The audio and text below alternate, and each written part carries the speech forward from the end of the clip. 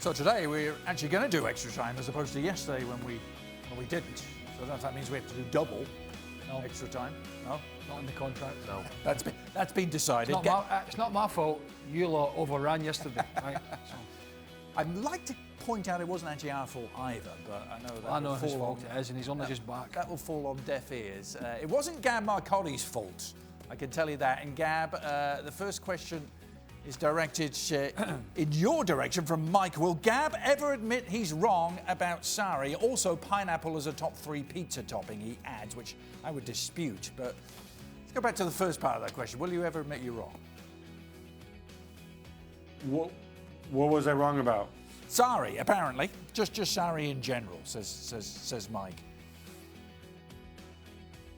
No, I think I was extremely right. I told you he's not going to change. This is how he sees football. And if it doesn't work out, he's going to go. I mean, I think it's as simple as that. And people can go and say, oh, look, you know, Ali Moreno can go and tweet his minions and stuff. But what I told you, actually, on this occasion, I think I was right. I told you, he's not going to change. He's not a pragmatist. We saw this last year. Zielinski for Hamsik was last year's version of Barkley for Kovacic and vice versa. This is what he does. It's worked for him in the past. This is what he believes in. The club wanted this when they brought him in, and he's got minimum targets, and if he doesn't hit them, he's going to be sacked. I don't see what there is to be wrong about. Well, but never mind that. What about the Maybe pizza? you'd like to explain. Hey, never mind that. The only trouble is I think we're unanimous on the pizza, Stevie. Fair enough. I mean, you probably don't eat pizza, but I don't know. I don't really want to. If you did, you wouldn't have pineapple on it, right? He doesn't eat pizza. No. Sausage. He'd have mince on it, mince and tatties on the pizza. I don't really want to get into Sarri stuff too much because I've kind of been over it. But the one thing I would say in making... But I'm going to say... No. The one thing I would say... Just briefly on the substitutions. It's kind of... The only thing is when you're making like-for-like substitutions every week, people notice it, but don't take too much notice if you when you're winning or when you're having a good season. As Napoli pretty much did last year, but it's only when you're having a tough time and your team's having a tough time that then people really start to look at it and say, what the hell are you doing? So it's, I understand that's what he does, but unfortunately when you're in a bit of a pickle, as they are at the moment, certainly in England, then people will put bigger eyes on you. All right, the vague segue into the next Anybody question. who puts pineapple in a pizza should be it's thrown just out of a restaurant. It's being beyond Sarri levels of stubbornness, isn't it? Dan Thomas, I think, puts oh, well, see, that doesn't surprise me because he just...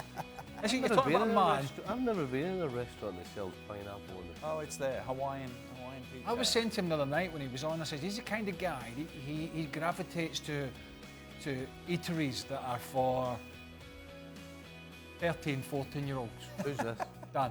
Oh, Dan, Right, he gravitates to those where the kids will hang out.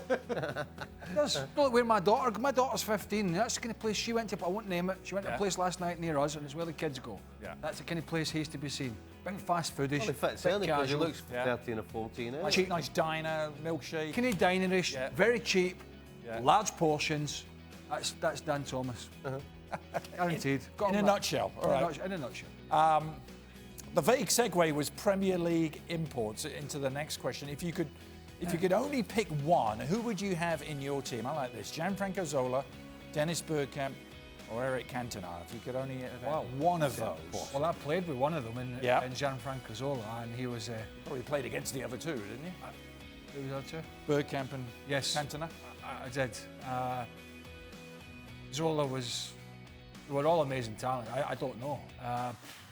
You've got to pick one of them to start a team with. Stevie, while he's thinking about it, I was actually thinking Bergkamp, but then I would go. But then I think, what about Cantona's genius and what about Zola's ability to turn the game from whether it be set pieces? I don't know. Yeah. Help me out. Eeny, meeny, miny, mo. Yeah. Gab, who would you go for out of those three? I mean, it's impossible. I mean, if I could, I would have picked Thierry Henry, but I can't.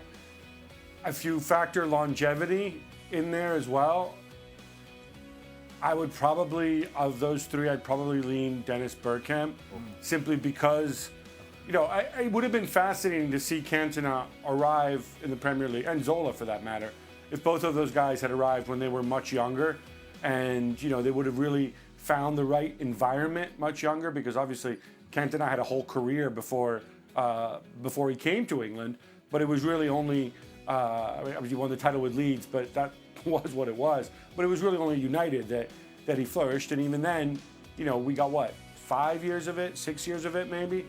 You know, can you imagine if he'd been here with Sir Alex from the age of 20, say? I would say Bergkamp as well for longevity. I was swinging that way, but I just... It gets you extra brownie points with producer Pete as well if you pick Bergkamp out of these. The only reason Zola aged is because when he got there, he realised he was playing in front of me. It's never a good sign when you pitch up. Well, we're talking about the glory years, Stevie. Which modern-day defender best resembles you in your peak playing days? Us, the Tezper guy. Well, there's no gingers, so no. No. Gab? Nobody with ginger here. Maybe we shouldn't ask Stevie this. Maybe we should ask Gab and Craig. Which modern-day defender most resembles Stevie in his pomp? You know what? I was actually, when you said that, I feared that you'd be coming towards me. And while, no disrespect, Stevie, but the bulk of Stevie's career was slightly before my time, Stevie really wasn't just a defender. He played multiple roles. You know, at a time when you had a lot of right backs or full backs in general, who basically just kind of did the one thing. They just kind of defended, or they sort of trundled down the line, overlapped, and put in crosses. You know, Stevie played fullback the way a right-sided, the way a midfielder would, really. You know, and certainly at Liverpool, I thought, and correct, feel free to stop me if I'm wrong here, Stevie. I thought also because he played for such a dominant team, where he had so many great players around him, that also perhaps made it easier. Sounds like you're describing Philip Lahm there, Gab. Are you describing Philip Lahm? You know what, he got that right, because when you want to go forward, you can't just run forward willy-nilly. Yeah. You know, you've got to have confidence that you're not going to lose the ball. Yeah.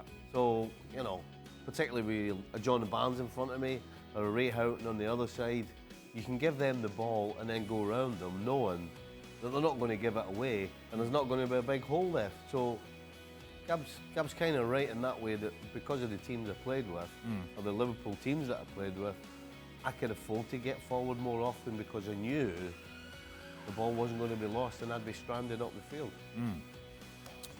Again, Philip Lahm is the one I'd come back to. Different positions, right back, midfield. I'll take that any day of the week. I guess he's not even a modern-day footballer anymore, is he? But he was. Oh, he's an old-geezer now, like the rest is. He's an old-geezer now, like the rest is. When is the ESPN FC crew going to have a separate, explicit podcast? Asked Ricardo. Can't stand the political correctness. Trying to get Steve and Craig to rant about Sarri Ball after a few pints. I think there's a question in there. No, I think there's a bit of... Aye, that would be... I think there's a bit of irony in there. Yeah. Because we do get pretty explicit within broadcasting guidelines. Right. Of course. But I think Ricardo would like that to go to the next logical stage. Oh, and then tape it. Beyond and broadcasting. trouble. Yeah. Beyond broadcasting guidelines. Yeah. I think we pretty much put ourselves out there more than most. Right. I wouldn't say you hold back too much. Maybe holding back is not in the makeup. A bit of fruity language really wouldn't add that much to the... Well, you'd know that. the proceedings. All right, should we call it a day? Try not to swear on air. Yeah, try not. Try. We do try, yes. It's not always easy. Obvious reasons. Sometimes you have to catch yourself right. Pretty well at it so far. We've done pretty well at it so far. And we will continue trying not to do that on tomorrow's show. Remember, ESPN FC available every day on Plus.